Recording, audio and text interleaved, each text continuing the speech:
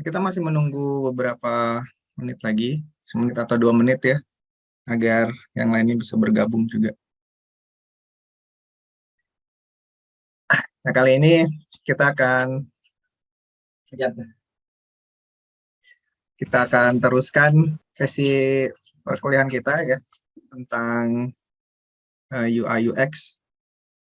Mana kali ini pokok pembahasannya adalah tentang warna ya teman-teman, atau color. Nah, kita akan belajar bagaimana kita bisa mengkomposisikan warna ya agar warna yang kita pilih ya itu bisa memberikan visualisasi yang baik pada desain produk yang ingin kita kembangkan. Nah, kenapa sih kita perlu mempelajari mempelajari tentang karakteristik warna ya? Karena prinsipnya warna adalah sesuatu yang berdampak secara visual, ya nyata dalam visualnya gitu ya. Seringkali kita mendapatkan sebuah produk yang memiliki fitur yang sangat baik, tetapi kita enggan untuk membelinya hanya karena alasan warnanya kita nggak suka. Dan banyak sekali customer-customer yang tidak jadi membeli produk ya karena alasan ini ya, karena alasannya suka warna gitu. Ngomong tentang warna ya, sambil nunggu yang lain ya ini teman-teman. Berbicara tentang warna, ya tentu saja betul ya anggapan teman-teman bahwa warna itu kan selera Pak gitu ya. Hingga apa yang kita sukai belum tentu orang lain suka, ataupun sebaliknya. Apa yang orang lain suka belum kita suka.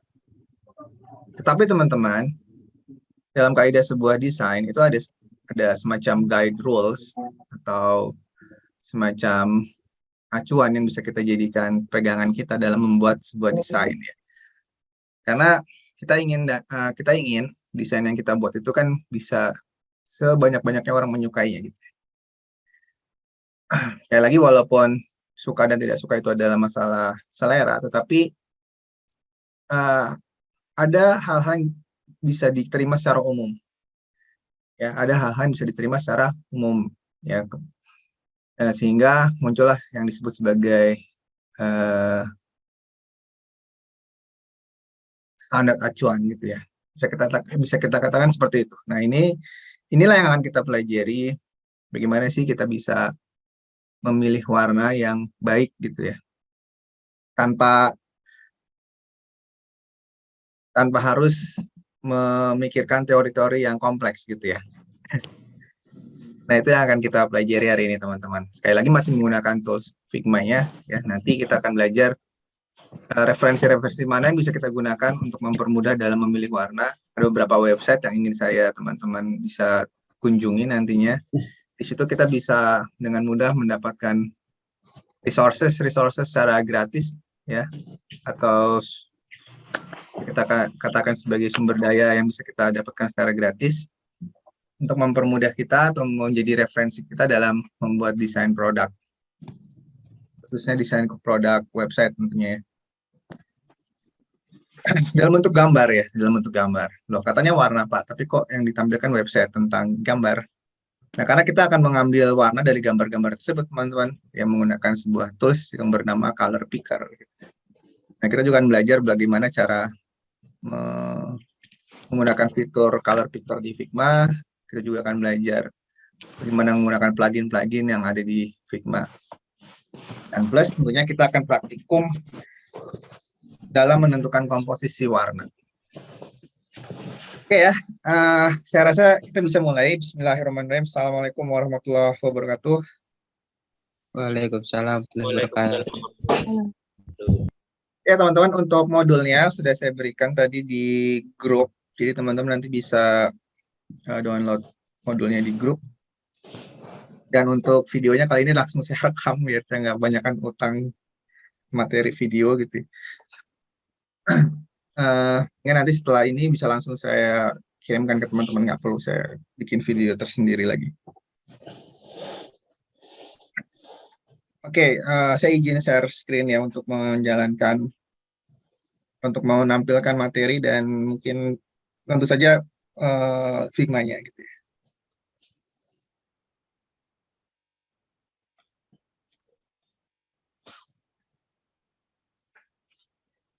Nah, seperti yang sudah saya sampaikan tadi, modul yang sudah saya berikan adalah berjudul berkenaan tentang topik pewarnaan gitu ya.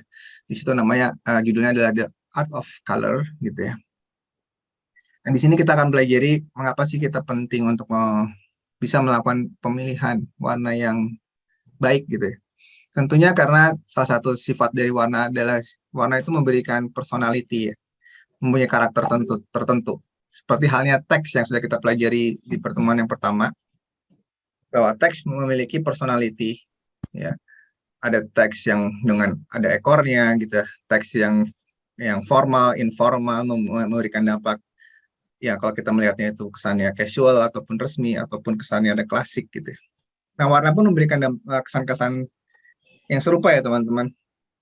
Dengan melakukan pemilihan warna, kita bisa menambahkan kesan misalkan keceriaan dalam sebuah desain atau kesan elegan, kesan misalkan dalam tanda kutip misalkan horor atau suram gitu ya. Itu bisa kita tampilkan. Bahkan kesan misalkan nature, misalkan hijau tua itu kan identik dengan apa? Dengan uh, alam ya, warna warna warna hutan gitu ya. Sedangkan sama-sama hijau, misalkan hijau elektrik itu udah bukan lagi memberikan kesan tentang alam, tapi memberikan kesan tentang sesuatu yang modern gitu ya. Walaupun sama-sama hijau. Nah, oleh karena itu, ya karena warna itu memberikan sebuah kesan atau memiliki personality, maka kita perlu nih ya mempelajari karakteristik warna. Ya, atau minimal kita belajar bagaimana kita bisa menentukan komposisi warna. Dalam sebuah desain itu kan biasanya warna yang kita gunakan nggak cuma satu ya teman-teman. Kita gunakan perpaduan antara satu warna dengan warna yang lain. Nah, kadangkala dalam memadukan warna ini kita sering gonta-ganti warna gitu hanya untuk menghasilkan sebuah visualisasi yang enak gitu ya.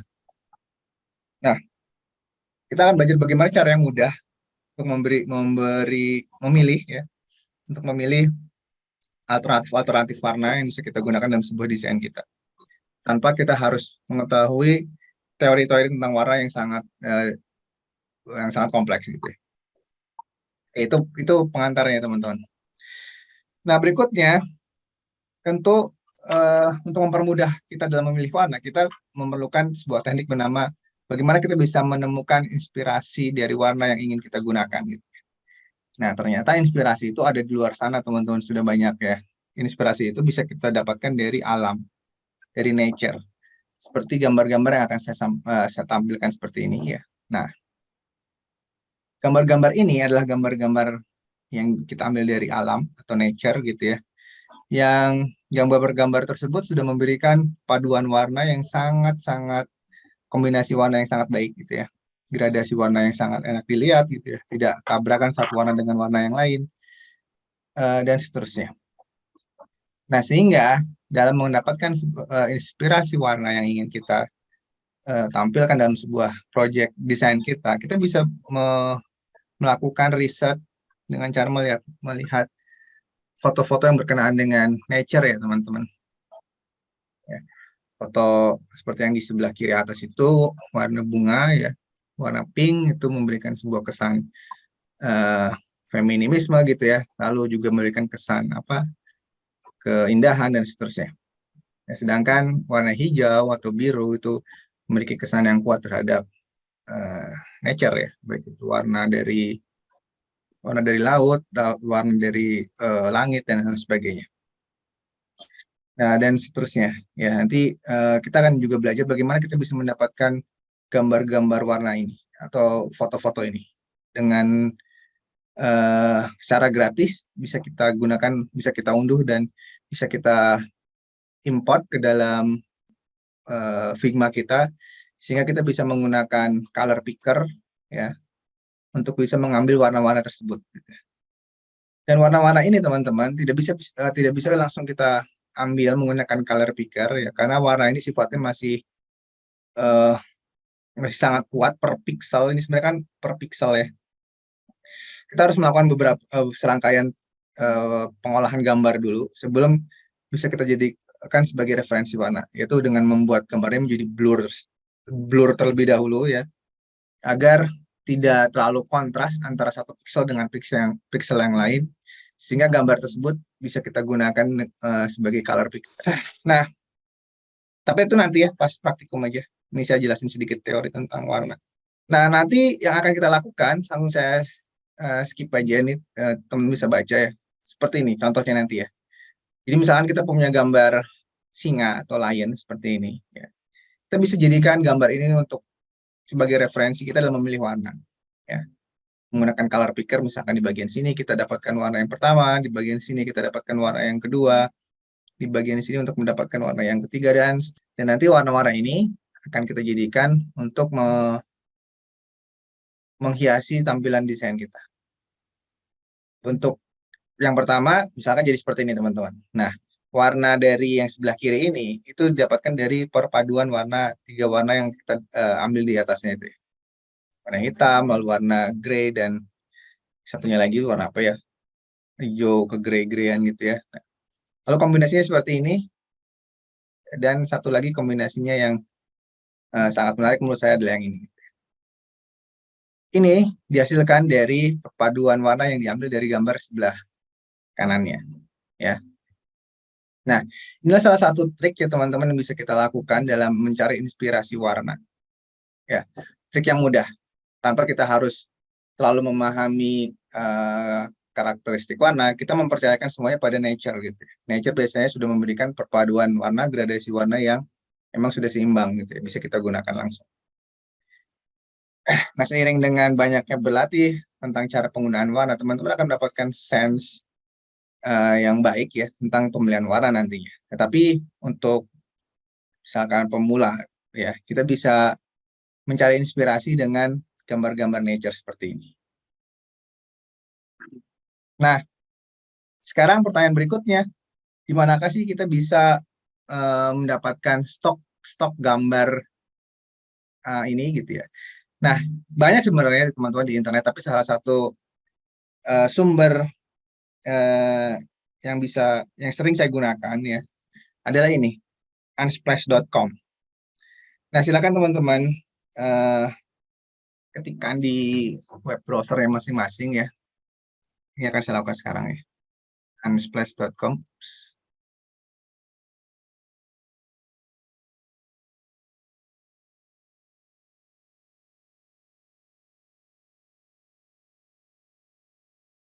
Unsplash.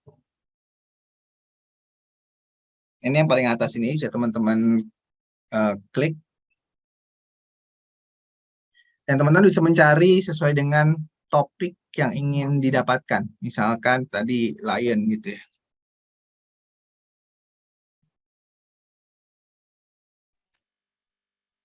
Nah, kita bisa dapatin berbagai macam gambar yang berkenaan dengan lion. Ya, tinggal nanti diambil gambarnya dan seterusnya. Misalkan kita ingin mengambil yang ini, tinggal diklik. Nah, lalu kita bisa unduh gambar tersebut download free. Jadi memang bisa diunduh secara gratis ya teman-teman. Download. Lalu kita bisa lihat hasilnya di komputer kita masing-masing ya. Dan nanti gambar ini bisa kita import ke Figma ya, ke Figma. Dan untuk menghasilkan sebuah pewarnaan yang baik untuk dijadikan sebagai referensi, nanti itu akan kita pelajari bukan teknik kalibrasi, tapi bagaimana mengubah warna ini menjadi blur. Ya, jadi gambarnya adalah gradasi warna. Jadi kesan dari objek aslinya itu udah hilang. Ya, kesannya menjadi sebuah warna gradasi yang bisa kita ambil titik-titiknya gitu ya. Nanti menggunakan fitur bawaannya Figma. Ya. Oke, tadi sampai mana? Oh ya, sampai sini. Nah, ini bisa kita download dan nanti kita bisa masukkan ke dalam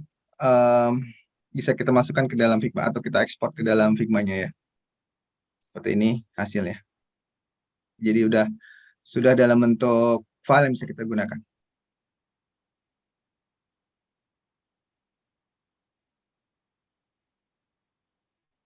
Oke, dan adapun banyak juga sumber-sumber referensi lain selain website ini unsplash.com gitu ya yang bisa kita gunakan.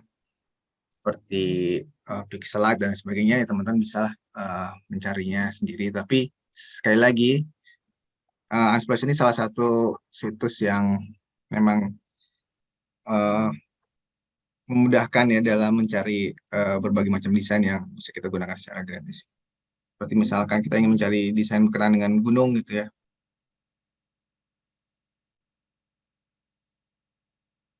Nah ini bisa kita langsung gunakan berbagai macam desain yang berkenaan dengan latar belakang pegunungan untuk mendapatkan warna gradasi yang berkenaan dengan warna nature, tapi nature-nya berkaitan dengan pegunungan gitu. Ada lagi nature yang berkaitan dengan salju dan seterusnya. Sekali lagi, yang kita ingin dapatkan di sini bukan image-nya, tapi referensi dari warnanya. Karena yang ingin kita dapatkan adalah referensi dari warnanya, sehingga penggunaan gambar ini sebenarnya nanti dalam desain kita itu tidak, dalam tanda kutip, tidak akan menyalahi hak cipta ya, karena gambarnya sendiri nantinya kan tidak akan ditampilkan di web design kita. Yang kita jadikan, yang akan kita gunakan adalah referensi pewarnaannya. Ya. Nah, sekarang kita langsung akan belajar ya bagaimana kita bisa mengimport gambar tersebut ke Figma kita, lalu bagaimana kita bisa menggunakan beberapa fitur bawaannya Figma yang bisa mempermudah kita dalam mengatur pewarnaan atau mengatur alignment dari sebuah teks gitu ya. Kenapa kok jadi ke teks ya? Ya karena teks ini kalau alignment-nya rapat itu juga berpengaruh ke pewarnaan ya teman-teman. Alignment yang rapat itu berpengaruh memberikan kesan warna itu menjadi agak gelap gitu ya, bandingkan dengan teks yang renggang. Ya, jadi pengaturan dari alignment sebuah teks juga sedikit banyak akan mempengaruhi dari visualisasi warna gitu ya. Oke, langsung kita buka Figma-nya untuk berpraktikum cara menggunakan fitur-fitur yang berkenaan dengan warna di Figma. Ya, saya buka Figma-nya. Nah,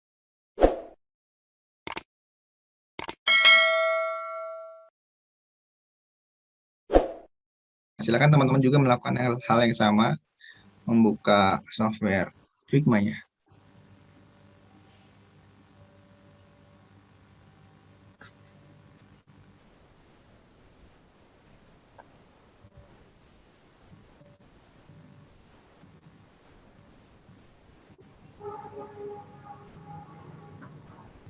Ya, teman-teman bisa langsung membuat project baru ya dengan cara mengklik di bagian panah sini. Ingat ya caranya ya. Lalu memilih new design file. Nanti kita punya sebuah kanvas seperti ini ya. Masih bersih, belum ada apa-apanya. Nah, kita akan membuat sebuah tampilan kurang lebih seperti ini, tapi mungkin gambarnya beda ya teman-teman. Kita pilih gambar yang lain, lalu mungkin juga tulisannya juga bisa berbeda dan seterusnya. Oke, silakan disiapkan. Kasih waktu 1 menit ya untuk teman-teman menyiapkan software Figma-nya.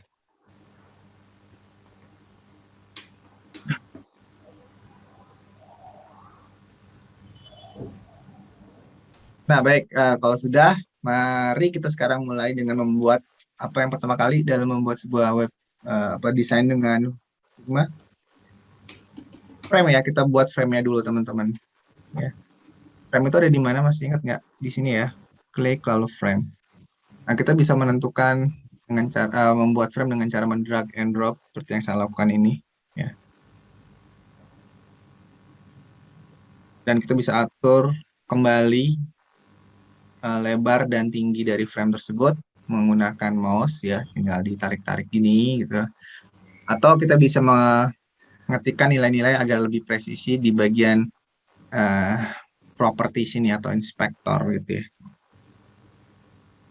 Nah, terserah teman-teman menggunakan yang mana. Kali ini karena saya ingin lebih sedikit presisi tentang lebar dan tinggi dari frame yang akan kita gunakan, maka saya akan ke area apa nih, inspektor panel gitu ya. Lalu saya akan mengetikkan nya yaitu 152 misalkan untuk lebarnya dan 63. 63. Nah, silakan diisikan untuk lebar dan tinggi dari frame yang akan kita gunakan dalam membuat desain pewarnaan nanti ya. Lebarnya 1152 dan tingginya adalah 563. Oke, kalau sudah bisa kita enter dan kita bisa lihat hasilnya. Teman-teman bisa lakukan juga penyesuaian terhadap kanvasnya ya, untuk di zoom in, zoom out gitu ya, untuk mendapatkan tampilan yang paling ideal menurut kita ya. Kok ini zoom in, zoom out itu tidak berpengaruh ke ini ya, tidak berpengaruh ke ini, ke nilai properti width dan height-nya, karena prinsipnya width dan height-nya tidak berubah. Hanya saja kita mendekatkan diri kita ke frame ini dan kalau di zoom in gitu ya, kalau zoom out itu menjauhkan gitu ya. Sedangkan ukuran dari frame-nya itu masih sama. Nah, itu tahap pembuatan frame ya. Oke, silakan teman-teman buat frame-nya. Nah, lalu kita akan mencoba membuat kurang lebihnya sebuah desain yang seperti ini ya, teman-teman. Jadi ada di bagian kanannya tuh gambar yang kita jadikan sebagai referensi dan di sebelah kirinya itu adalah teks yang berkenaan dengan gambar tersebut gitu ya. Nah, sehingga kalau teman-teman lihat di sini kita bagi dua nih lebarnya. Nah, sekarang sebuah gambar itu akan kita letakkan dalam sebuah rectangle ya, sebuah curve. Berarti kita siapin dulu kurvanya ini, yang lebarnya itu setengah dari gambar. Nah, curve-nya itu karena bentuknya adalah kotak ya, maka kita bisa menggunakan kotak di sini atau rectangle. Jadi kita bisa langsung buatkan rectangle-nya ya. Seperti itu. Nah, lalu untuk mendapatkan ukuran yang sama, setengah dari ukuran frame, kita bisa menggunakan cara seperti ini ya, teman-teman. Misalkan kita males ya untuk mengira-ngira ukuran dari layout kita ini, atau dari rectangle kita, ini kan rectangle yang kita gunakan ya, itu udah setengah dari frame atau belum gitu ya. Nah, kita bisa menggunakan cara seperti ini teman-teman. Kita lihat dulu frame-nya. Frame ini kan memiliki width-nya 1152 ya, kita copy di 1152. Lalu, di bagian rectangle ini, kita tentukan 1152 dibagi 2 kan gitu ya, 1152. Nah, kita bisa melakukan hal itu ya teman-teman, membagi lebar frame dengan 2, agar kita memiliki ukuran rectangle yang persis setengah dari ukuran frame yang kita miliki. Nah, itu sudah menghasilkan nilai frame yang setengahnya. Nah, tinggal kita posisikan aja biar dia ada di dalam frame. Nah, seperti ini.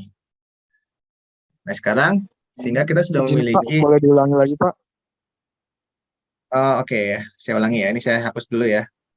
Ya. Oke, nah kita ingin membagi 2 frame ya, karena bagian yang sebelah sini kita gunakan untuk menampilkan gambar, sebelah kanan maksud saya, dan yang sebelah kiri kita ingin tampilkan untuk teks. Dan untuk bisa menghasilkan sebuah layout atau rectangle atau shape yang persis setengah dari ukuran frame, kita bisa menggunakan trik seperti ini. Yang pertama, tentunya kita tampilkan dulu rectangle-nya kan ya, shape-nya. Jenis shape-nya dalam hal ini adalah rectangle karena kotak gitu ya. Nah, kita buat aja dulu ngasal dulu ya. Asal misalkan seperti ini. Yang penting sudah berbentuk kotak gitu ya. Dan kita ingin agar kotak ini memiliki ukuran setengah dari frame ya kan. Nah, berarti kita harus tahu dulu ukuran frame induknya itu berapa. Ukuran lebarnya dalam hal ini gitu ya. Berarti klik di sini, diklik. Atau kalau teman-teman agak sedikit bingung mengklik melalui visual, sebenarnya bisa lihat dari sini ya. Berarti ini adalah frame-nya dan ini adalah rectangle-nya. Jika kita ingin melihat nilai width dari frame, maka yang kita pilih adalah frame-nya, bukan rectangle-nya. Kalau yang terpilih ada rectangle, maka yang terlihat di sini adalah width dari si rectangle-nya, yaitu 411 ini, segini 411. Padahal yang kita ingin ketahui adalah width secara keseluruhan dari frame induknya gitu ya. Berarti kita klik di sini, di frame-nya. Kalau kita bisa lihat hasilnya 1152. Berarti kita tahu nih, oh frame kita, frame induknya itu memiliki lebar 1152 kan gitu ya. Nah teman-teman boleh itu dihafal 1152 atau di copy aja gitu. Nah berarti kan agar rectangle kita yang ini punya ukuran setengahnya, berarti kan 1152 dibagi 2 kan gitu ya. Nah ini matematika aja, cuma klik di sini, klik di bagian rectangle ya teman-teman. Lalu teman-teman paste ya, paste nilai tadi yaitu 1152, nilai dari ukuran frame yang besarnya itu. Lalu kita ingin ukurannya kan setengahnya ya, berarti dibagi 2 gitu teman-teman. Nah, 1152 dibagi 2. Bisa kita lakukan langsung di situ ya, langsung enter gitu. Nah, otomatis ukuran rectangle ini width-nya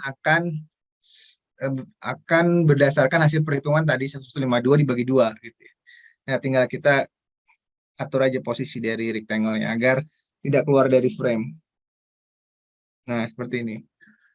Nah, sehingga saat ini kita sudah punya rectangle ya yang ukurannya persis setengah dari ukuran frame. Sehingga nanti di sini bisa kita gunakan untuk gambar referensi gambar ya, dan di sini adalah untuk teksnya. Nah, kira-kira seperti itu ya, bisa dipahami ya.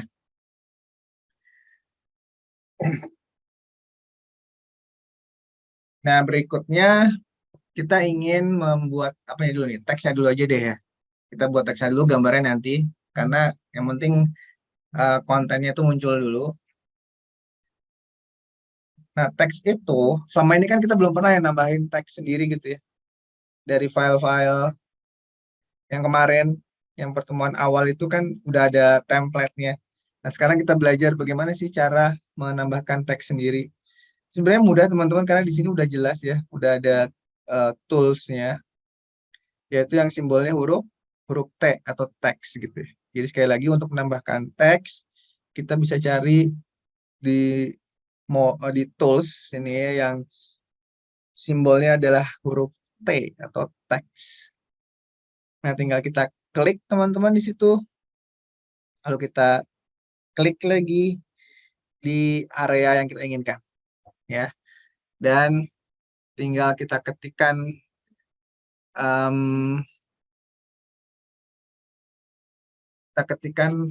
tulisan yang ingin kita tampilkan gitu ya. Misalkan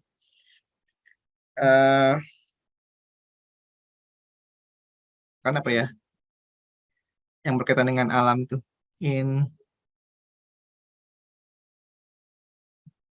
Into nah itu ya. Misalkan ini, atau saya zoom aja. Nah, ini into the wild ya. Nah, tapi jenis teksnya dan ukuran teksnya itu belum kita perhatiin dulu. Nanti ya kita atur ya, teman-teman. Sekarang kita masukin dulu teks-teksnya.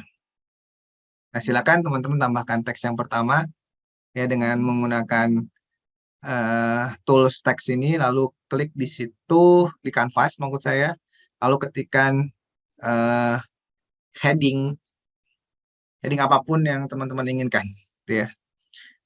Karena teks ini terlalu kecil kalau dibandingkan dengan ukuran frame, maka untuk untuk ukuran teksnya akan saya perbaiki sekarang itu kecil. Nah, ukuran di sini ya teman-teman, di bagian teks ini sebelah kanan itu ada ukuran defaultnya 12. Coba saya buat 46 dulu deh. Nah, biar agak gedean. Nah, ya nanti bisa kita atur lagi menggunakan jenis font yang mana, atau mau gunakan huruf kapital semua atau gabungan antara kapital dan lowercase gitu ya. Nah, itu kita pikirkan nanti. Ini udah kapital semua ya. Tapi sebenarnya untuk eh, merubah antara kapital semua dan gabungan antara lowercase dan uppercase itu sebenarnya udah ada fiturnya, udah pernah kita pelajari ya. Jadi tidak perlu harus mengetikkan ulang seperti ini ya. Karena sudah ada toolsnya. Mungkin saya bisa review lagi. Barangkali teman-teman lupa. Di sini ada sebuah tools yang bisa kita gunakan untuk merubah yang tadinya eh, apa ini gabungan antara lower dan capital, kita bisa buatnya menjadi capital semua atau lowercase semua atau gabungan keduanya. Sebagai contoh misalnya saat AG ini jadi capital semua, lalu kalau yang kecil ini kecil semua, dan kalau ini jadi gabungan antara keduanya.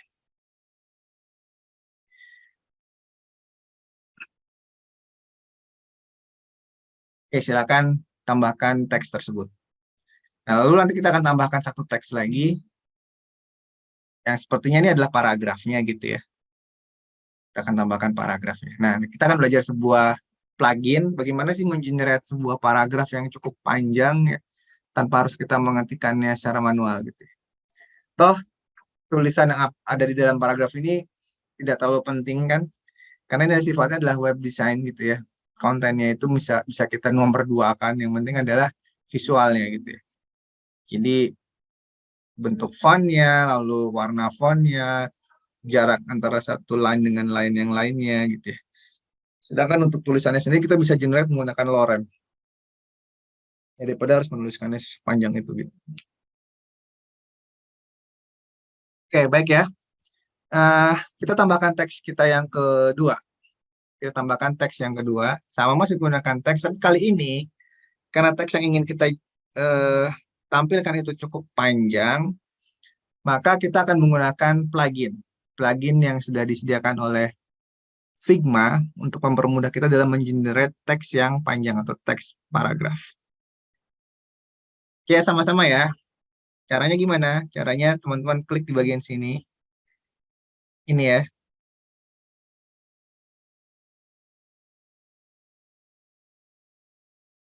Ini komponen ya atau resources ya. Saya ulangi ya. Pilih dulu teksnya, lalu pilih tools resources, klik, lalu pilih plugin. Saya zoom nih biar kelihatan plugin. Nah, lalu di situ kita diminta untuk mengetikkan nama pluginnya. Nah, nama plugin yang berkaitan dengan teks yang kita ingin terapkan yaitu lorem.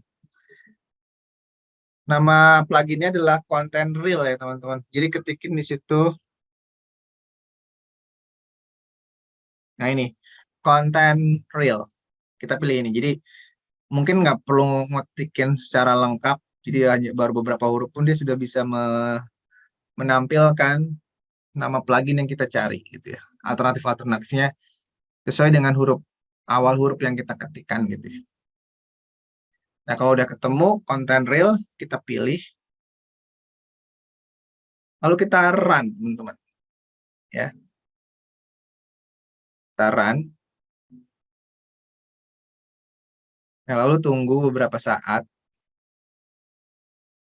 Nah, tunggu beberapa saat ya. Memang ini agak lama gitu karena plugin yang membutuhkan koneksi internet ini gitu ya. Nah, lalu di sini apa nih? Udah next aja teman-teman. Next. Lalu start. Nah, di sini kita cari namanya yaitu lorem yang ingin kita gunakan. Nah, ini teman-teman. Lorem ipsum. Tinggal diklik aja. Nah, itu langsung di generate-nya banyak. Kalau langsung kita bisa apply all.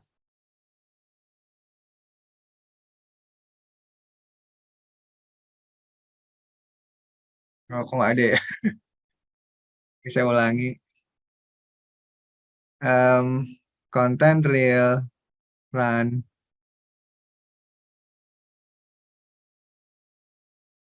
Lalu lorem.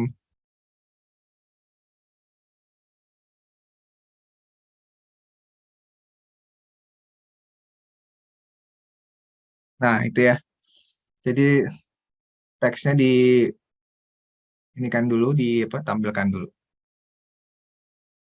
Nah, ini tinggal kita edit ya, karena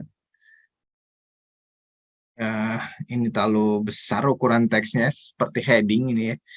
Jadi mungkin kita bisa edit dulu teman-teman.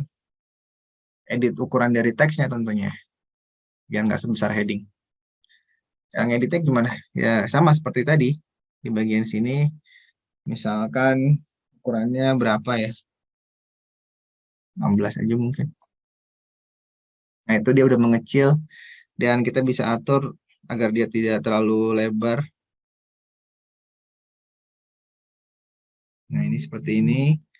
Kita buat agak lebih tinggi dan kita buat seperti ini. Nah, ya.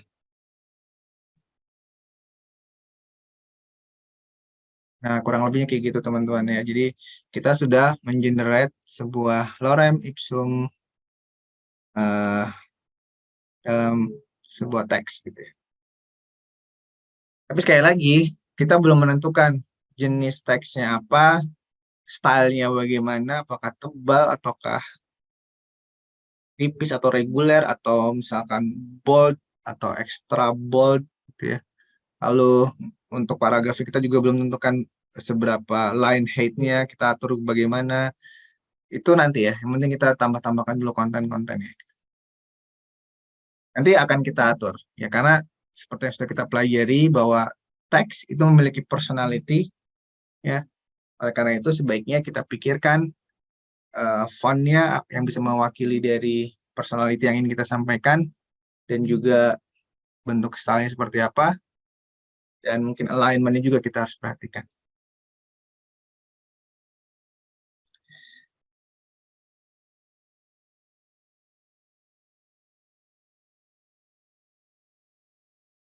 Yaitu bagian dari teks, ya, bagian dari konten sebelah kiri. Nah, apakah teman-teman bisa mengikuti yang konten sebelah kiri sampai teksnya muncul? Pak Radit, Ya. maaf ini yang tadi itu Pak, yang udah ngikutin sampai yang teks itu belum muncul. Kenapa ya Pak? Kan udah Teksnya di belum, all, kan apply all, terus dia nggak teks, muncul. teksnya yang belum muncul ya. Yang teks yang dari plugin itu Pak. Oke, gini, saya ulangi ya. Caranya, klik sembarang aja dulu di sebuah frame ini. Sudah. Lalu klik di resources. Lalu di sini content reel ya. Content reel. Lalu run.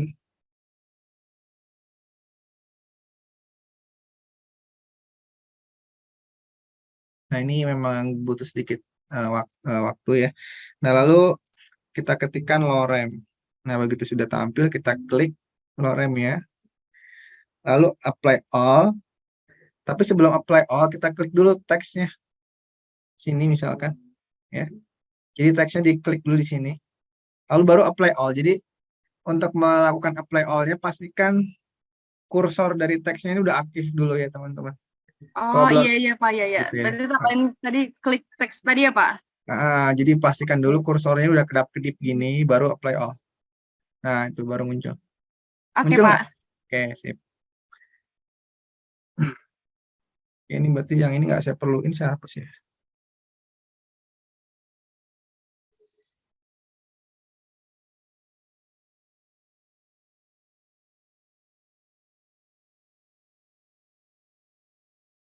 Oke, nah sekarang berikutnya, kalau memang sudah tidak ada lagi yang ingin ditanyakan berkaitan dengan konten kita sebelah kiri ini tentang teks, barangkali ada yang ketinggalan tadi. Nah, kita sekarang beralih ke sebelah kanannya, yaitu gambar dari nature yang akan kita import ke sini gitu ya. Gambarnya cari di website tadi gitu ya. Nah, berarti apa yang harus kita lakukan? Ke websitenya dulu ya. Silakan teman-teman ke websitenya untuk mencari gambar yang diinginkan.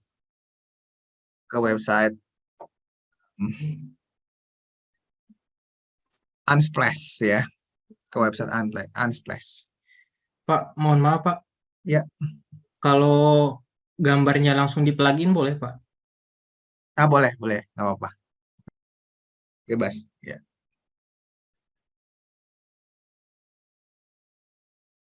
Nah, sekarang silakan teman-teman memilih jenis gambar yang ingin teman-teman tampilkan. Ya,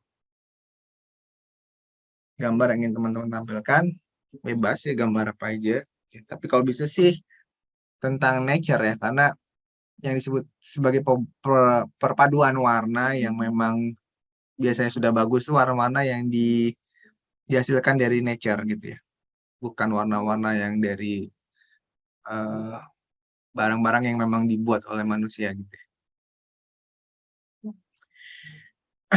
Nah, saya akan ke yang tadi ya, ini saya hanya ingin menemukan lagi, teman-teman bisa mengetikkan kata kunci di sini.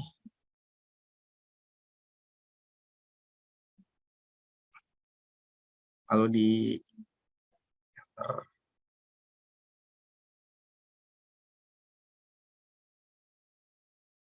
nah, lalu kita bisa scroll sampai mendapatkan gambar yang kita inginkan. Nah, ini saya pilih gambar yang memang potret, ya kebanyakan di sini landscape ya. Saya pilih yang potret, sengaja ya, biar nanti kita bisa praktikum bagaimana menggunakan masking, ya, agar gambar yang potret itu bisa dimasking, biar yang tampilnya, biar yang ditampilkan itu tidak overflow dengan lebar dari frame yang kita miliki gitu ya.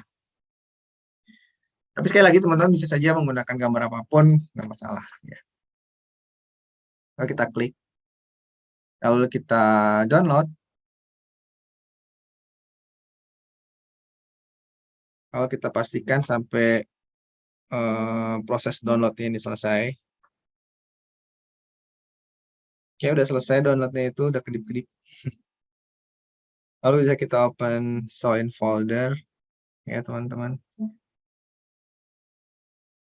Nah, lalu mungkin saya rename dulu nih ya, biar nanti saya gampang nyarinya ketika ingin meload gambar tersebut.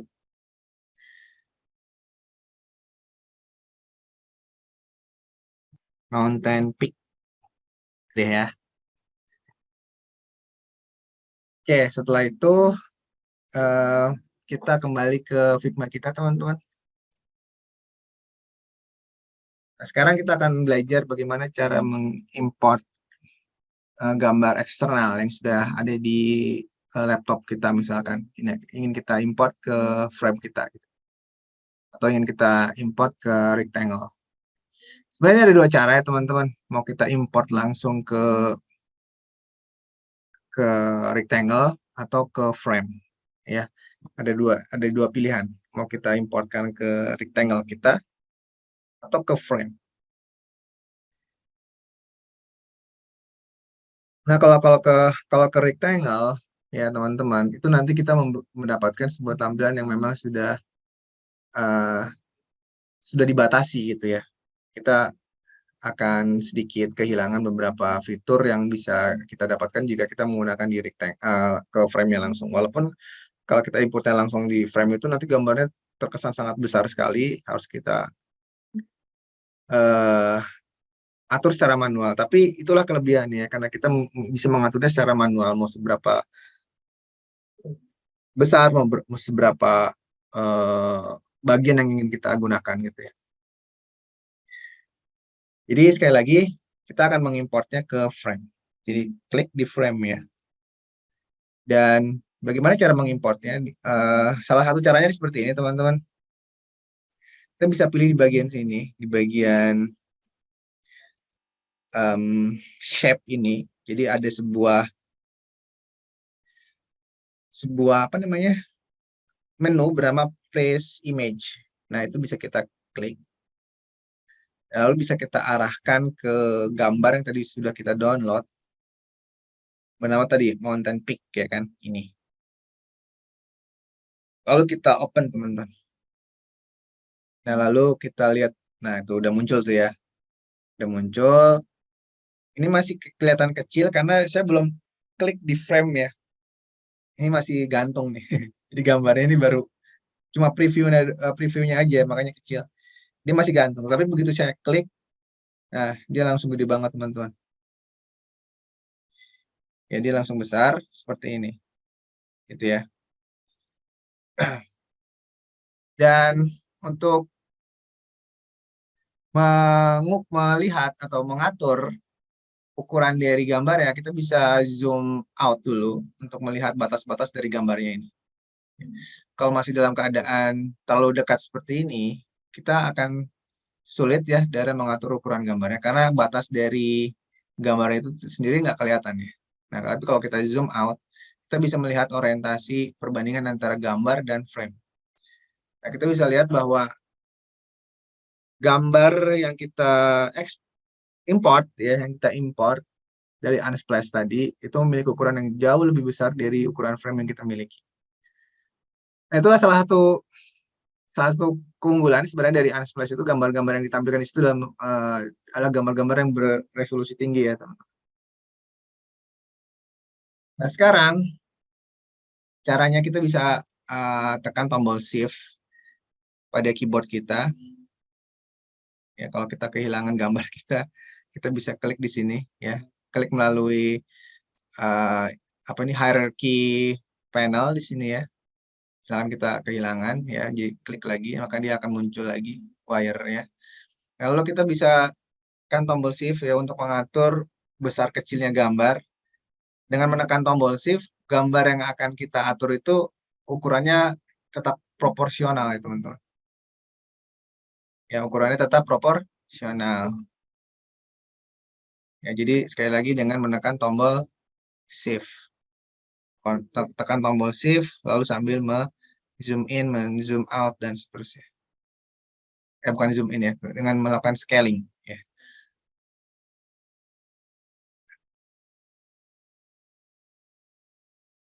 Nah, seperti itu. Ya.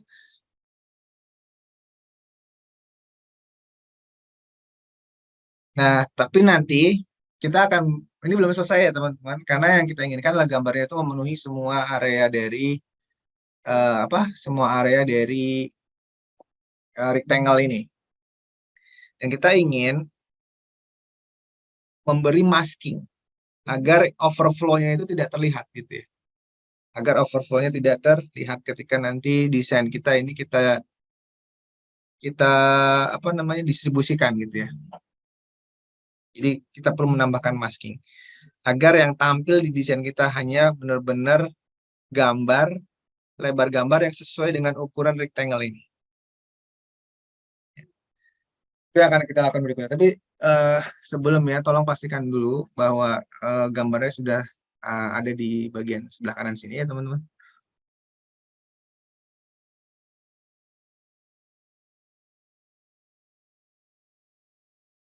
Oke, jadi saya ulangi, kita akan mempelajari sebuah teknik yang bernama masking. Ya, masking digunakan untuk mengatur cropping atau filter dari sebuah gambar agar potongannya, agar ukuran dari croppingnya itu sesuai dengan besar objek yang udah kita tentukan. Ya. Ini kan objek yang udah kita tentukan ukuran besarnya adalah ini ya teman-teman, si rectangle ini. Dan kita ingin gambar ini terpotong sebesar ini. Tidak lebih kemana-mana gitu ya. Ya kalau toh lebih pun tidak akan terlihat. Gitu ya. Nah, itu yang disebut sebagai masking.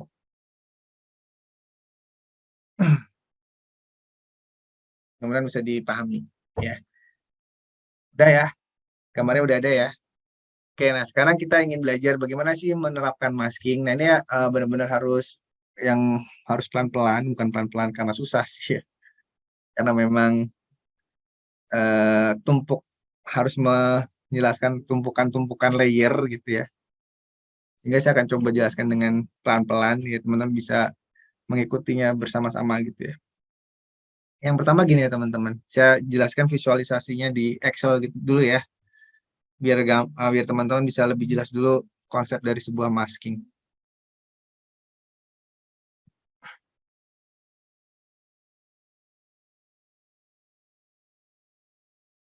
Nah, jadi masking itu kita akan bekerja dengan beberapa layer ya teman-teman.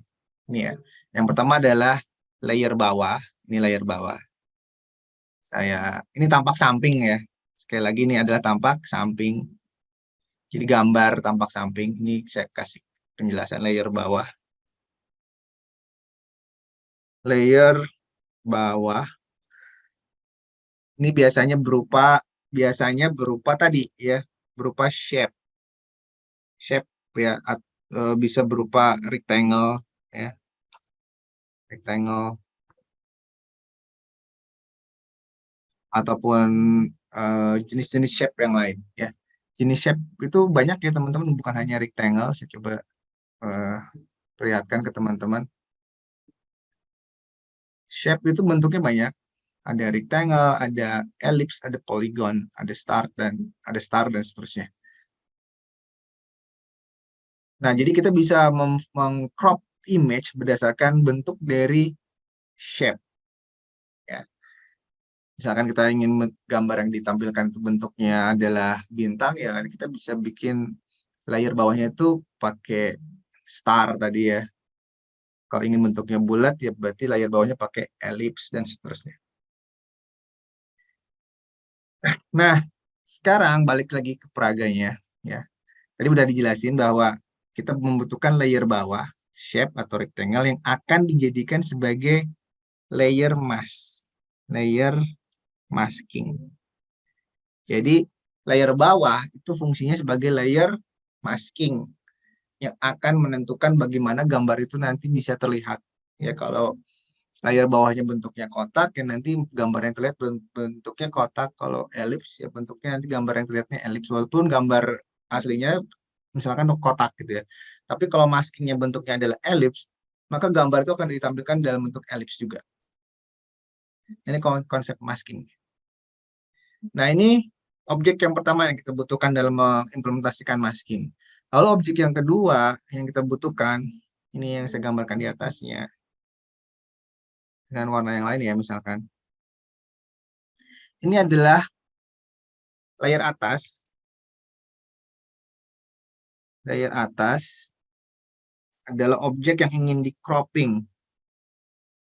Objek yang ingin di-cropping atau filter.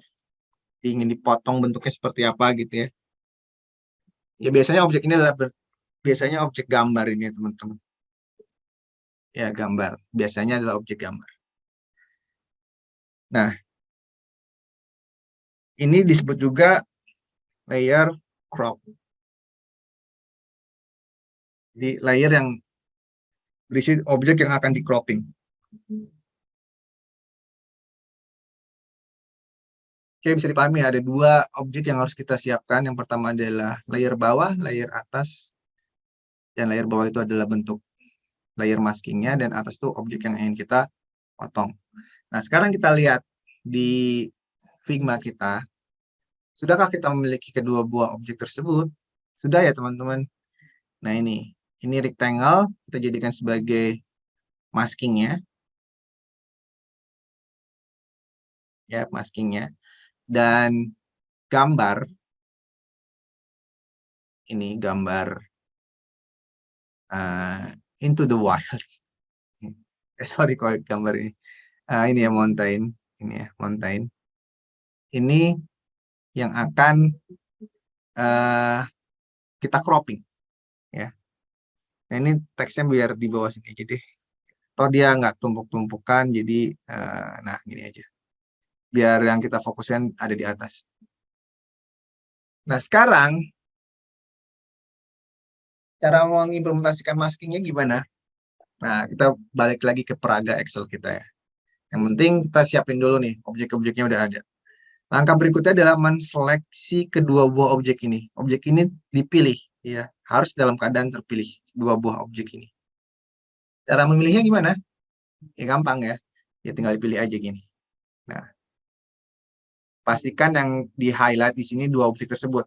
Yang ter-highlight ya. Yang pertama yang ada biru, yang terpilih ini gambar mountain-nya dan rectangle sebagai maskingnya. Ada dua yang terpilih. Ya. Ini objek yang bawah, ini layer yang atas. Layer bawah, layer atas. Ya, ingat ya, yang akan dijadikan masking harus letaknya di bawah. Sedang yang akan di cropping atau gambarnya itu di atas si maskingnya. Ya, posisi itu menentukan ya. Dalam hal teknik masking, posisi menentukan. Kalau teman-teman gambarnya di bawah, nanti yang akan dijadikan sebagai masking itu gambarnya, ya, bukan shape-nya. Gitu. Jadi harus lihat posisinya. Gitu ya. Wah, ini ketutupan ya. Sebentar ya, ketutupan Zoom nih. Saya kebawain dulu deh.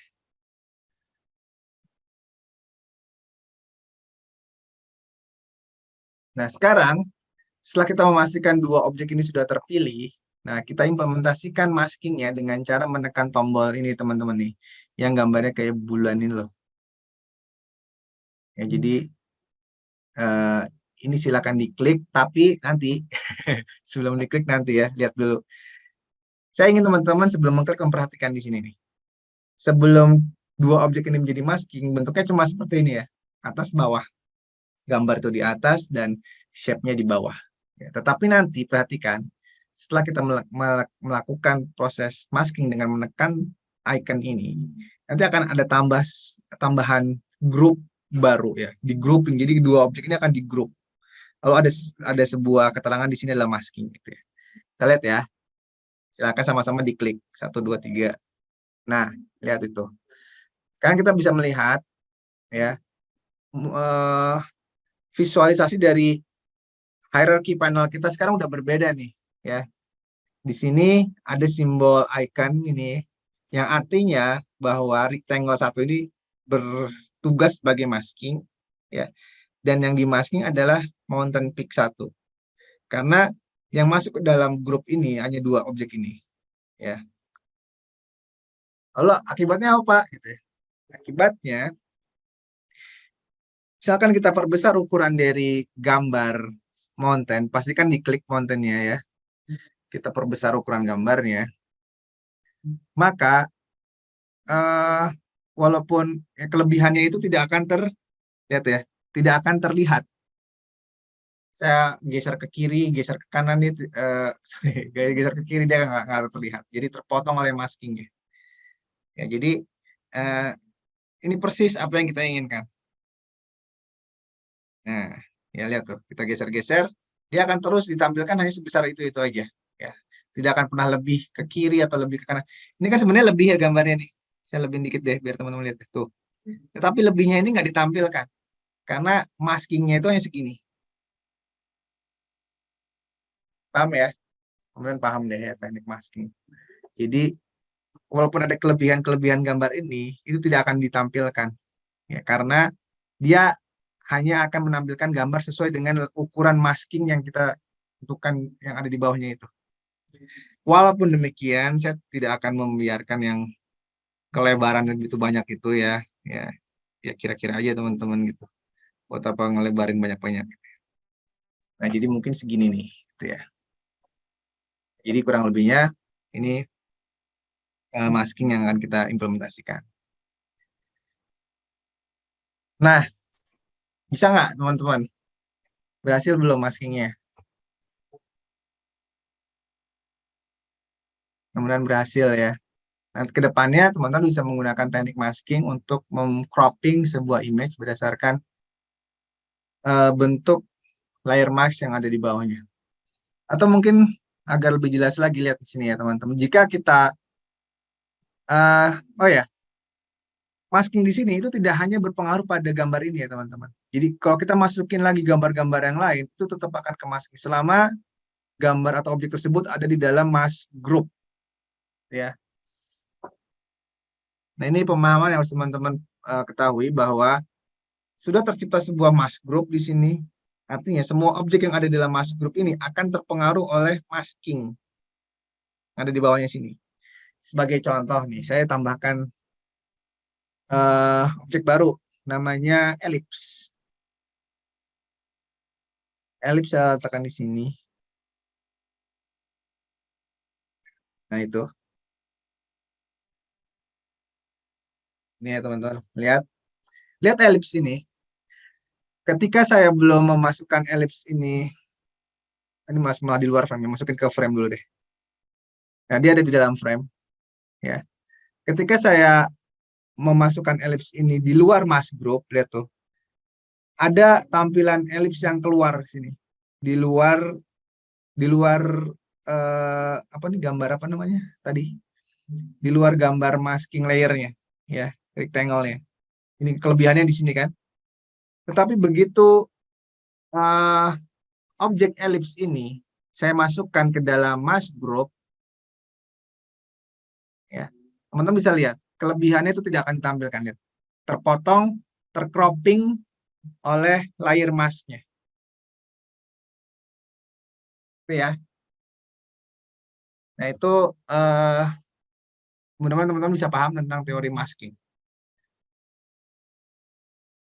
Nah, karena ini tidak akan saya gunakan, ini coba sekedar contoh saya hapus saja elipsnya. Saya hapus. Nggak ada ya.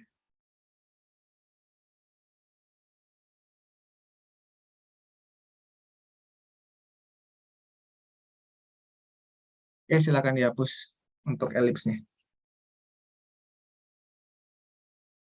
Nah, berikutnya, sekarang kita akan fokus ke pewarnaan. Ya, kita akan fokus ke pewarnaan. Saya tengahin dulu teman-teman. Ya. Karena saya sudah mendapatkan ukuran image atau keseluruhan dari gambar yang diinginkan.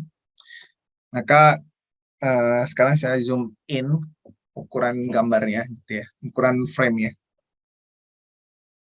Oh ya, dalam menentukan posisi dari si gambar ini, tolong posisikan dari kombinasi warna yang memang ingin teman-teman ambil gitu ya. Dalam hal ini saya ingin mengambil misalkan warna biru yang tua, lalu biru agak sedikit muda, coklat di sini dan hitam di sini gitu ya. Dan bahkan mungkin warna ke emas-emasan di sebelah sini gitu ya. Itu akan akan saya jadikan gambar untuk color-nya gitu. Tapi teman-teman, sebelum kita melakukan proses color picker, sebenarnya gambar ini itu terdiri dari pixel-pixel ya teman-teman, lihat tuh. Teman bisa lihat ya, ini ada kotak-kotak kecil, ini adalah pixel. Tuh. Dan proses cropping itu kurang berjalan dengan baik jika kita melakukan proses masih dalam bentuk pixel-pixel yang jelas seperti itu.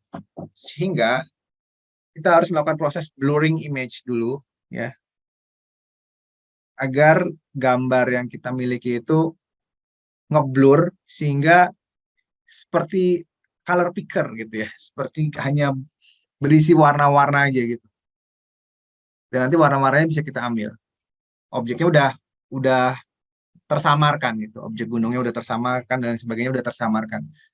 Toh memang dalam kesempatan kali ini yang kita ingin butuhkan adalah komposisi warnanya ya, bukan ingin menampilkan gambarnya.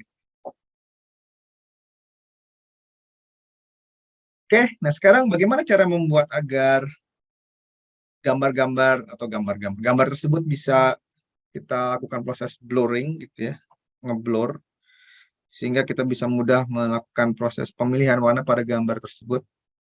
Nah, caranya, mari kita lakukan bersama-sama ya teman-teman. Nah, kita pilih dulu gambarnya teman-teman.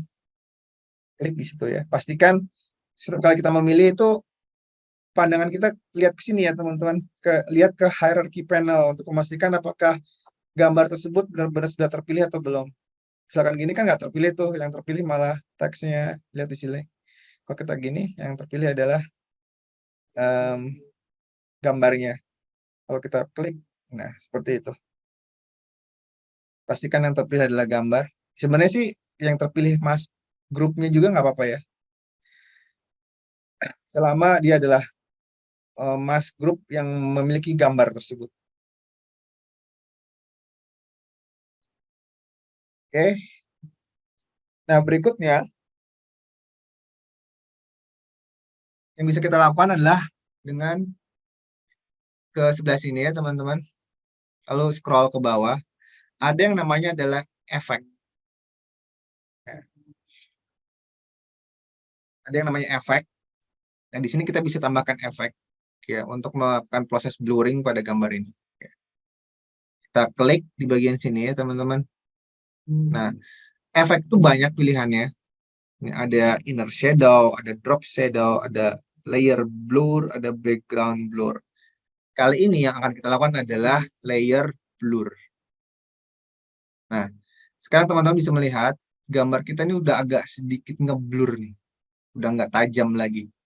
Udah ngeblur. Tetapi masih kurang ngeblur ini teman-teman. Masih kelihatan objek-objek gunungnya masih jelas kayak gitu ya.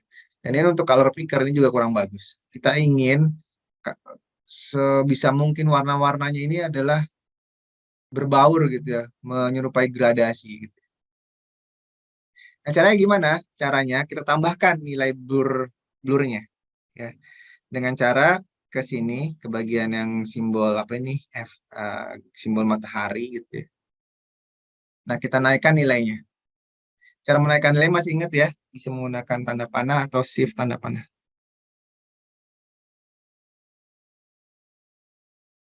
Nah, itu kita naikkan nilainya hingga ngeblur.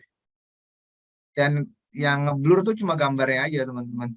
Yang lainnya enggak, ya, cuma gambarnya aja. Misalkan saya kasih blur berapa ya? Kayaknya ini udah cukup ya. Nah, itu. Jadi ini gradasi inilah yang kita ingin ambil, warna-warna ini. Jadi gradasi antara biru, biru muda, kayak gitu ya. Terus ada sedikit warna, apa namanya, kecoklat-coklatan, keemas-emasan, dan tambah sini tambah gelap. Nah, oke, itu cara membuat ngeblur ya sebuah gambar di menggunakan Figma. Nah, sekarang kita ingin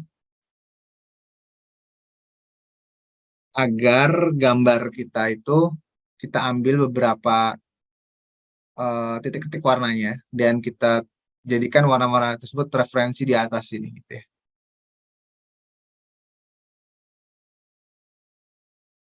Nah, sekarang kita tambahkan lagi ya teman-teman, tambahkan lagi rectangle ini untuk kayak color picker gitu, untuk referensi warna gitu, biar nanti nggak perlu bolak-balik, kita bisa ngambil dari sini. Ini referensi untuk warna yang pertama yang akan kita gunakan. Nah, oke, nah sekarang kita akan mengambil beberapa warna dari sini, lalu kita masukin ke sini. Misalkan kita ingin mengambil 4 warna, berarti kita butuh 4 rectangle kecil-kecil ini teman-teman. Sebagai referensi warna yang akan kita gunakan untuk menghias tampilan di sini. Gitu ya. Ini adalah referensi warna yang pertama. Cara mengambilnya, cara menggunakan color picker, klik di bagian objek, ya, klik di bagian objek sini, pastikan objeknya terpilih. Nih, rectangle 2. Pak, itu rectangle 2-nya di luar frame, ya nggak apa-apa, karena ini hanya ingin dijadikan sebagai referensi warna gitu ya. Nanti bisa dihapus kalau kita sudah selesai melayout warna di sini. Ya.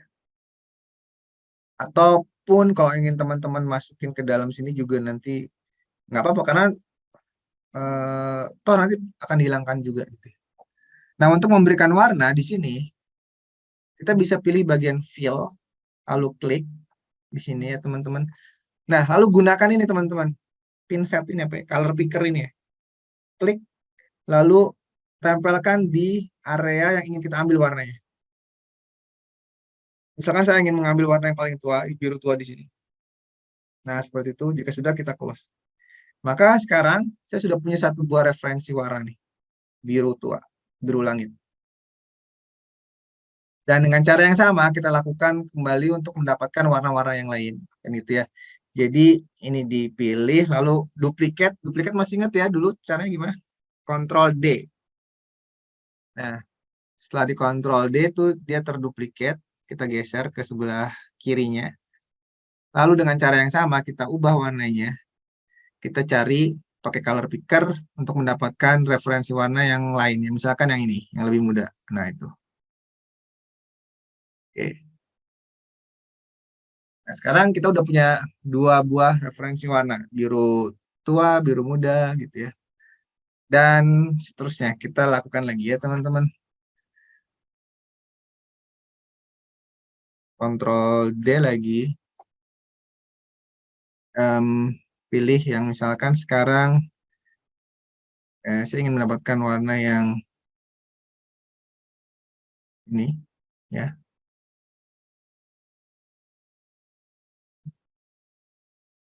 Lalu Ctrl D lagi. Kita ingin warna yang lebih muda lagi, ya. Lalu Ctrl D lagi. Ups. Kok nggak mau.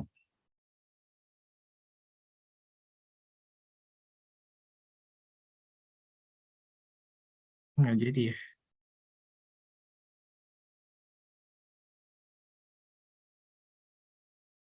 Nah, itu baru mau.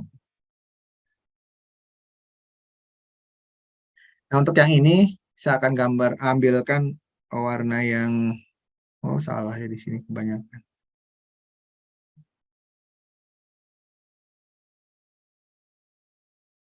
Yang terduplikat itu malah parameternya.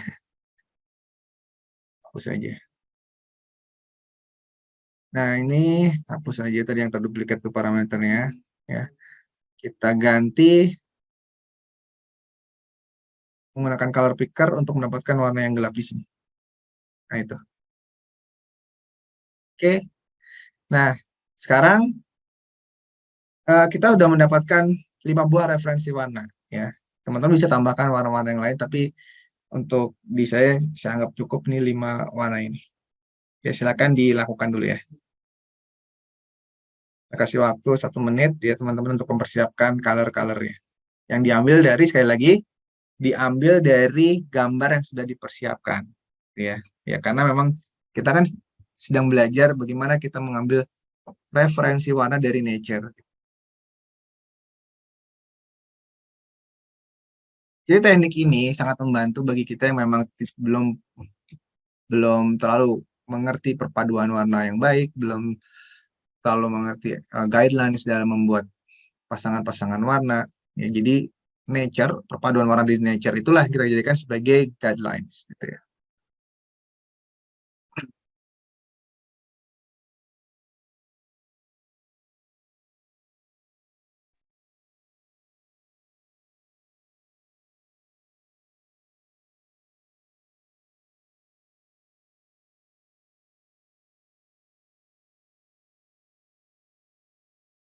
Sudah ya. Nah, kalau sudah, sekarang barulah kita ke inti dari pelajaran kita, yaitu ingin menghias, ingin menambahkan beberapa referensi warna ke layout kita yang ada di sebelah kiri, ya, berdasarkan warna-warna yang sudah kita dapatkan ini. Yang pertama, kita ingin, atau yang pertama, yang pertama sebaiknya ya teman-teman, blurnya ini kita hilangin dulu biar nggak ngeblur terus. Toh kita udah nggak butuhin blur ini karena kita udah punya warnanya. Karena kita udah anggap udah puas dengan warna ini gitu ya. Nah, kita tinggal hilangin blurnya. Sini efek layer blurnya kita hilangin dengan mengklik tombol minus. Nah, dia akan kembali lagi ke awal gitu ya. Tapi kita udah dapetin warna-warnanya. Ya.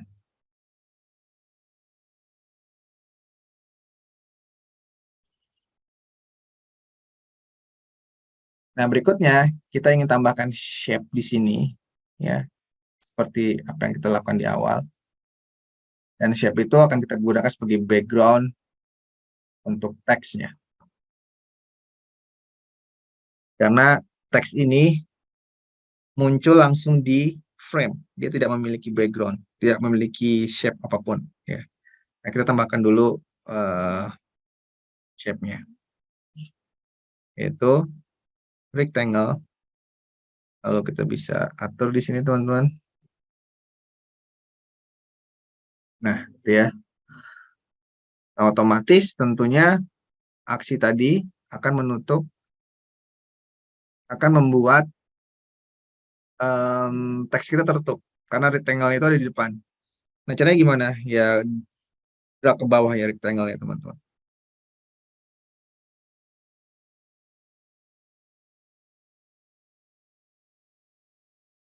Nah, itu ya. Ke bawah tapi jangan di luar frame. Ya, masih di dalam frame. Nah, itu. Jadi, sekarang kita udah punya apa namanya? Rectangle. Akan kita jadikan sebagai background di frame kita. Di belakang teks gitu maksudnya.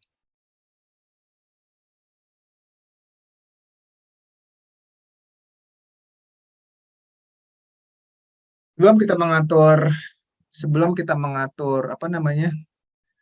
Mengatur pewarnaan, kita atur dulu jenis fontnya ya, jenis fontnya. Lalu kita agar visual hierarkinya itu bisa tampak ya. Seperti apa yang kita udah pernah bahas di pertemuan awal bahwa visual hierarki dari sebuah konten itu penting. Visual hierarki adalah menunjukkan mana bagian-bagian yang memiliki prioritas utama dan mana bagian-bagian yang memiliki prioritas yang lebih rendah gitu ya. Karena kita hanya punya konten sedikit kebetulan ya, sebuah heading dan sebuah paragraf, maka kita ingin heading kita ini lebih eye catching ketimbang paragrafnya gitu ya. Walaupun sekarang sudah ya, ini sudah menunjukkan visual hierarchy. Dalam artian heading ini memiliki ukuran yang lebih besar, tentu lebih akan mempengaruhi mata kita untuk lebih memperhatikan tulisan ini terlebih dahulu ketimbang paragraf. Namun sekarang sebuah heading itu biasanya kan bukan menggunakan sans serif ya. Sedangkan ini adalah sans serif, nggak ada ekornya. Ya. Biasanya heading itu tulisannya dibuat rumit ya teman-teman. Dibuat eye sketching dengan menambahkan serif, ekor ataupun tulisan-tulisan yang lebih bisa mengindikasikan personality dari desain yang ingin kita tampilkan. Nah, saat ini saya ingin menambahkan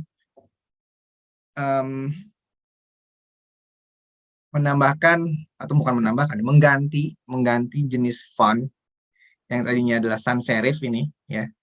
Ini ada jenis sans serif ya teman-teman, tidak ada serifnya, tidak ada ekornya. Nama fontnya ini adalah apa sih? Inter ya. Kita bisa ubah jenis fontnya. Misalkan yang kita inginkan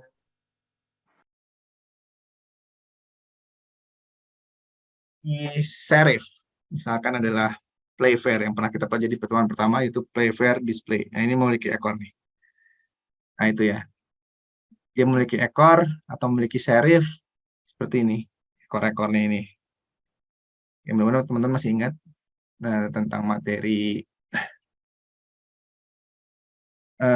typografi ya. Apa perbedaan serif dan sans serif? Serif itu artinya memiliki ekor dan sans serif itulah tanpa ekor. Dan lalu agar kesan visual hierarkinya lebih tampak, saya ingin membuat font tersebut lebih besar ya, dengan menambahkan bukan efek ya, di bagian di sini adalah black ya.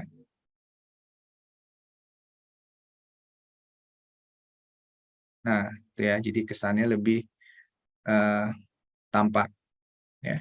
Dan teman-teman bisa bereksperimen untuk jenis tulisan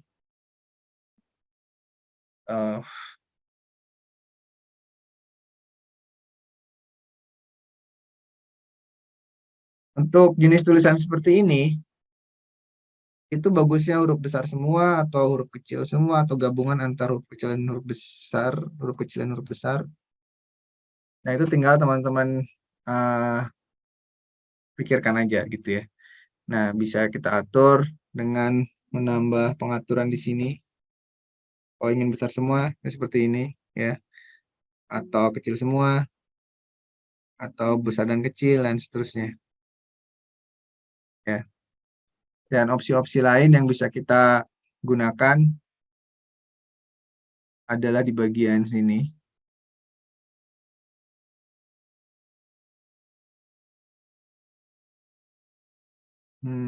Bagian mana ya? Nah, kita bisa mengatur jarak dari tulisan ini, gitu ya. Nah, agar lebih renggang.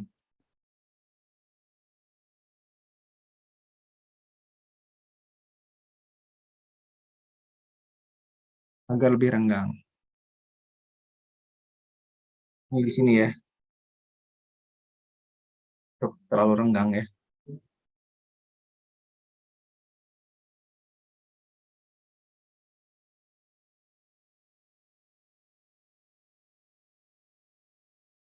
Nah, nah silakan teman-teman atur ya. Dari mulai line spacing ya, atau line height dan seterusnya. Ya.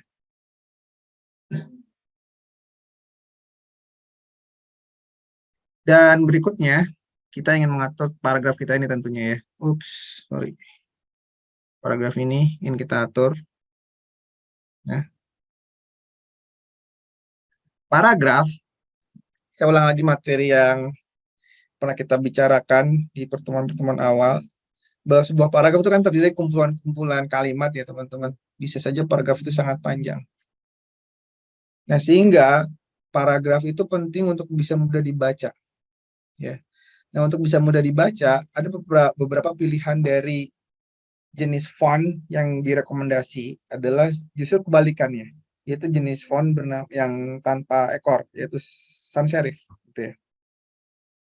Terutama pada tampilan-tampilan yang beresolusi rendah, gitu ya. Sans serif itu lebih mudah dibaca ketimbang serif. Nah, kenapa heading ini salah satu alasan kenapa heading pakai ekor gitu ya. Kenapa heading pakai serif ya, karena heading itu prinsipnya tulisannya udah besar gitu ya. Sehingga yang kita perhatikan bukan masalah terbaca atau tidak terbaca ya. Karena dia tulisannya udah besar, biasanya sudah terbaca. Hanya saja kita ingin menambahkan kesan tertentu dalam tulisan itu dengan menambahkan ekor misalkan kesan klasik, kesan nature dan lain sebagainya gitu ya. Nah, kembali lagi ke sini. Kita ingin ukurannya ini misalkan kita perbesar sedikit ya teman-teman untuk paragraf kita. Misalkan 18. Dan jenis fontnya kita jadikan yang misalkan adalah Lato ya. Lato itu kan sans serif ya.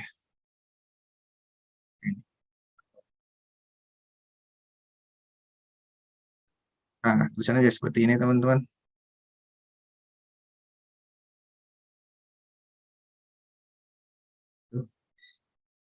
Dan kita bisa atur alignment-nya, line height-nya, agar lebih mudah terbaca itu juga bisa kita atur dengan menambahkan line height. Kalau tadi kan ini line spacing, line height itu yang ini teman-teman. Yang ini. Atur, nah itu, kerenggangannya.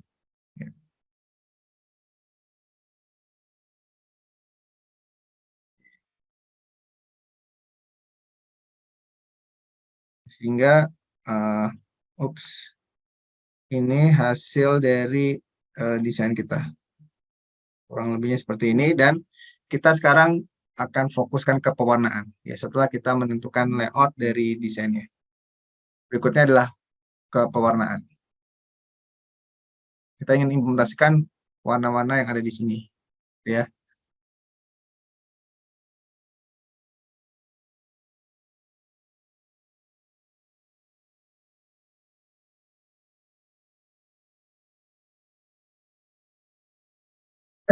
Baik, langsung saja. Bagaimana kalau kita mulai dengan menentukan warna background, ya, warna background yang cocok dengan apa namanya tulisan kita gitu ya. Jadi klik di sini di background, lalu di bagian fill kita pilih color picker, kita ambil ini misalkan. Nah, hitam. Ya. karena warnanya hitam, maka teksnya jadi tidak terlihat ya. Nah, kita ubah teksnya agar terlihat dengan merubah juga warnanya. Misalkan warna yang ini. Nah, itu.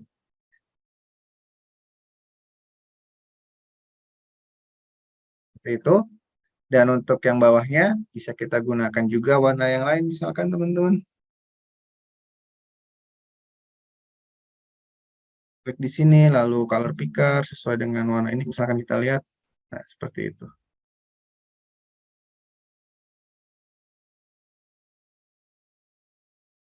Nah, kalau ini dianggap kurang terbaca, ya kita jangan paksakan ya. Kita nggak boleh memaksakan, tinggal kita ubah dengan yang lain misalkan yang ini lagi. Sorry, kok gitu caranya.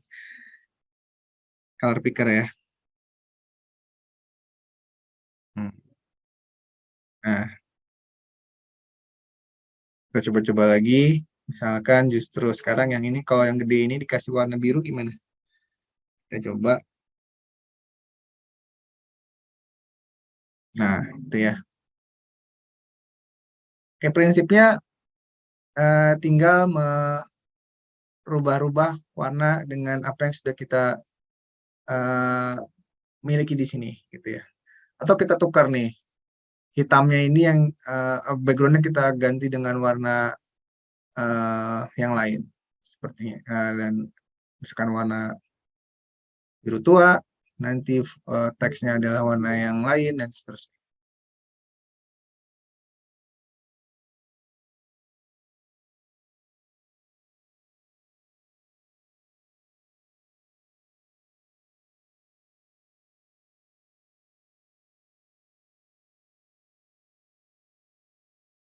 Oke, kira-kira ada yang ingin tanyakan tentang sampai sini, tentang apa namanya ini? Tentang pemilihan warna ya, tentang bagaimana kita bisa menggunakan color picker ya dalam memilih warna.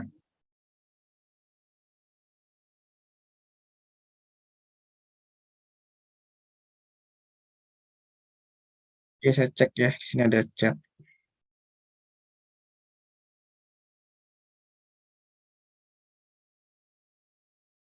Oh iya, ini akan berbarengan dengan tugas yang sekarang. Tugas sekarangnya sekarang, nanti saya jawab ya. Ada tugas, saya udah sediakan template, ya template yang teman-teman harus kerjakan. Berkenaan dengan seperti yang kita lakukan di sini. Ya, nanti mengumpulkan tugas satunya itu berbarengan dengan tugas dua. Ya,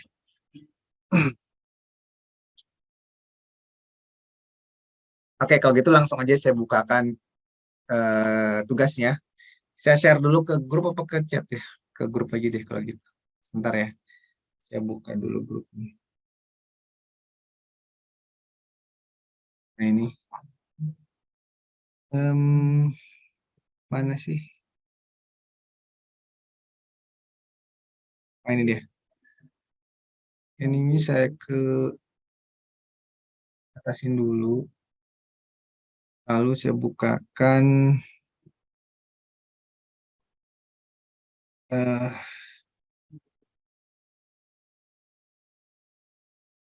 tugas yang teman-teman perlu kerjakan. Template Figma-nya udah ada. Di mana ya? Sini. Namanya adalah file sampling color. Nah, ini. Oke, lalu saya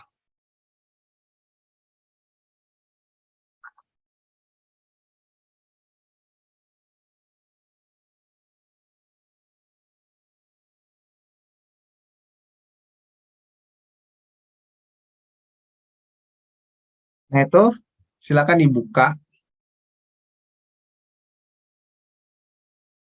Kita buka lagi apa namanya? File Figma-nya dengan cara melakukan double klik ke file Figma-nya. Gitu. Oh iya. Nah, langsung aja kita buka ya teman-teman filenya.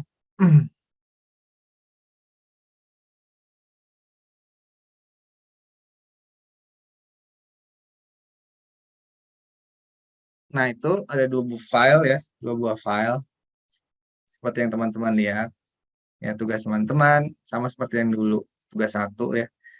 Teman-teman mencoba menghias bagian kiri ini dari foto yang ada di sini. Berarti nanti harus ada muncul color picker yang teman-teman ambil itu berapa? Minimal 4 ya. 5 lebih bagus, 5 color picker. Atau 4 minimal ya.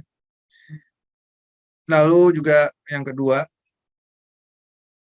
dan yang ketiga ini benar-benar kreativitas dari teman-teman bisa memilih gambarnya sendiri.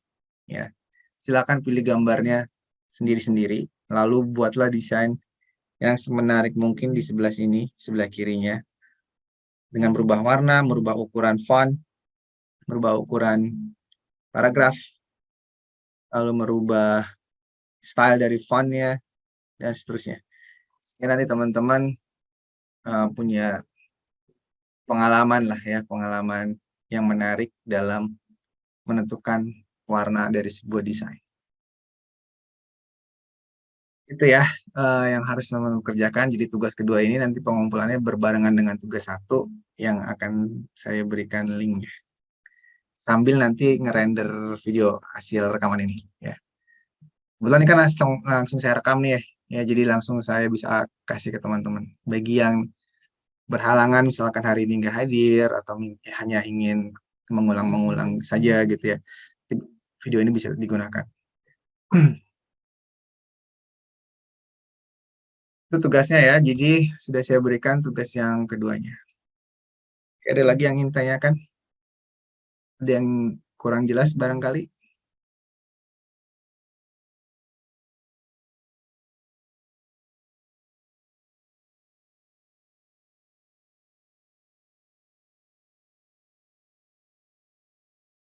Oke, saya rasa cukup ya teman-teman untuk pengenalan tentang color.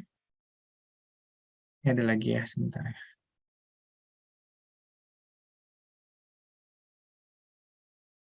Iya, absennya 2 kali ya, digabung. Absennya digabung ya teman-teman. Oh ya, link absennya belum ada ya?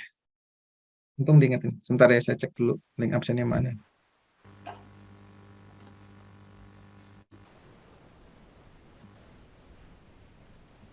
Ini sidang skripsi.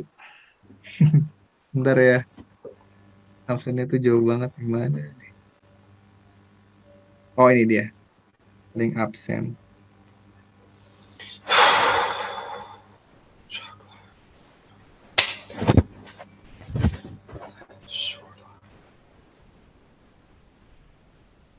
Ini ya teman-teman.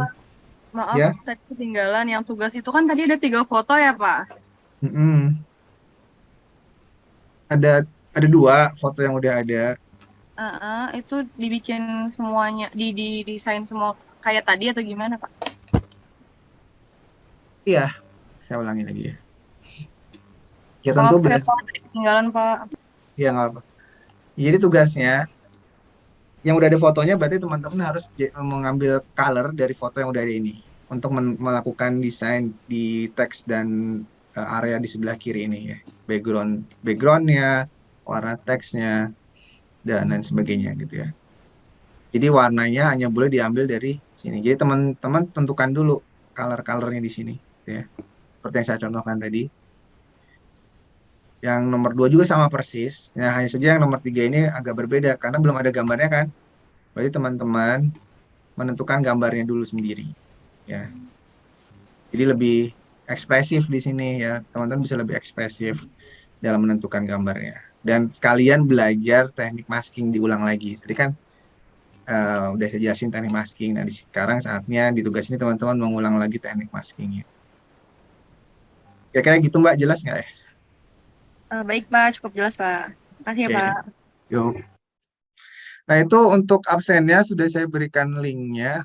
Silakan teman-teman bisa absen sesuai dengan prodinya. Dan absennya 2 kali ya.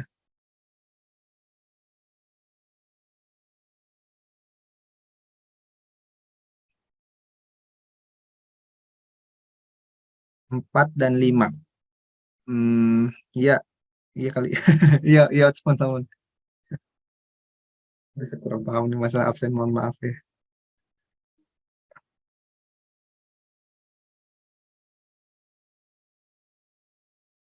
Dan materi minggu depan kita beralih ke tentang image ya, tentang memanipulasi gambar.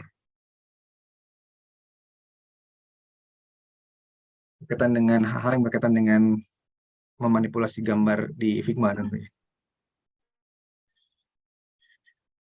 Lagi nih, Deadline-nya sampai kapan, Pak?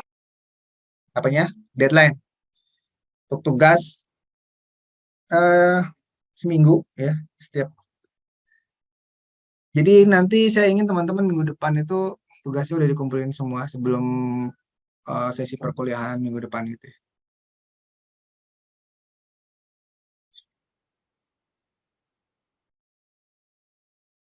Kalau linknya sih akan saya buka terus gitu ya.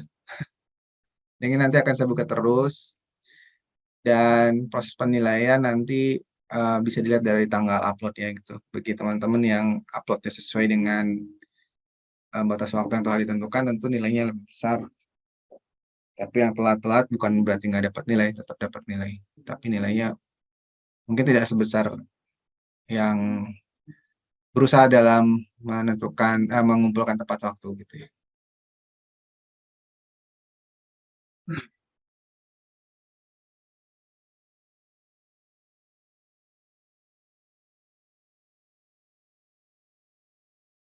Oke, baik, saya kirim ke grup ya yang absennya.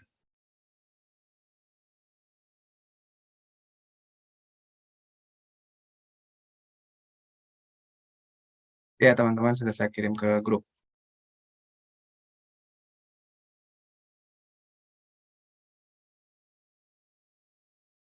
Ya, yang mengumpulkan tugasnya nanti sekalian saya kirim videonya nih, di render dulu ya video ini. Terus saya Zoom meeting ini, saya langsung tinggal ngerender, lalu saya kirim ke teman-teman beserta linknya. Iya, iya, nggak apa-apa. Untuk gambarnya yang ketiga bebas ya teman-teman. Ya sengaja yang ketiga itu saya berikan belum ada gambarnya, agar teman-teman bisa lebih ekspresif di sini, bisa lebih berkreativitas sesuai dengan gambar yang teman-teman pilih sendiri. Akhirnya teman-teman bisa memilih warnanya sendiri kan, lebih ekspresif, lebih leluasa ketimbang kalau dari gambar yang sudah ditentukan. Ini kan gambarnya jadi warnanya terbatas dari gambar ini kan.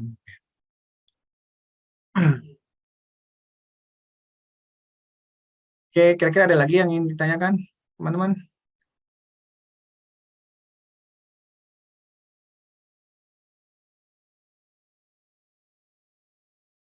Tidak bisa import file yang dikirim.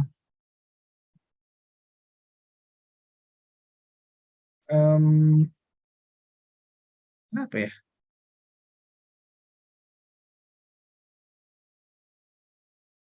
Coba dibuka dulu Figma-nya, ya. Coba dibuka dulu Figma-nya. Pastikan Figma-nya dalam keadaan terbuka. Udah. Figma itu kan ketika ingin ngebuka, apalagi yang teman-teman pakai web gitu ya, itu kan biasanya harus login dulu, harus kedetek dulu username, password gitu ya. Nah, sehingga ketika ingin membuka ini, langsung dia bisa mengetahui akun Figma mana yang sedang memanggilnya gitu. Nah, coba mungkin gara-gara itu ya. Coba teman-teman buka dulu aplikasi Figma-nya, pastikan sudah masuk ke dalamnya, baru link yang template tugas tadi dibuka ya. Biasanya kalau sudah ada aplikasi Figma yang terbuka tadi seperti saya ini langsung kebuka kan tuh ya. Saya ngekliknya dari link.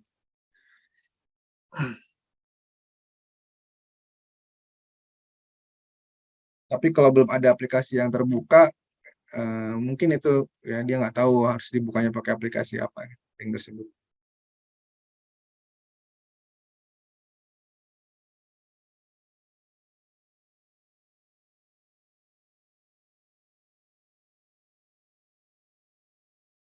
Oke, saya rasa udah jelas ya teman-teman.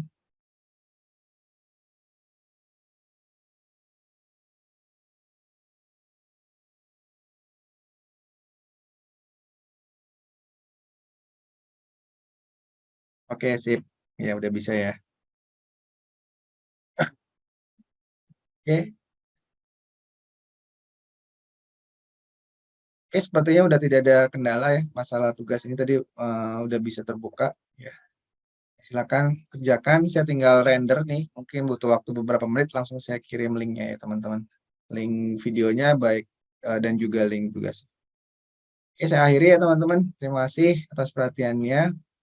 Mohon maaf apabila ada hal-hal yang kurang berkenan. Insya Allah kita bisa lanjut lagi materi ini minggu depan. Oke, terima kasih sama-sama. Wassalamualaikum warahmatullahi wabarakatuh. Waalaikumsalam warahmatullahi wabarakatuh.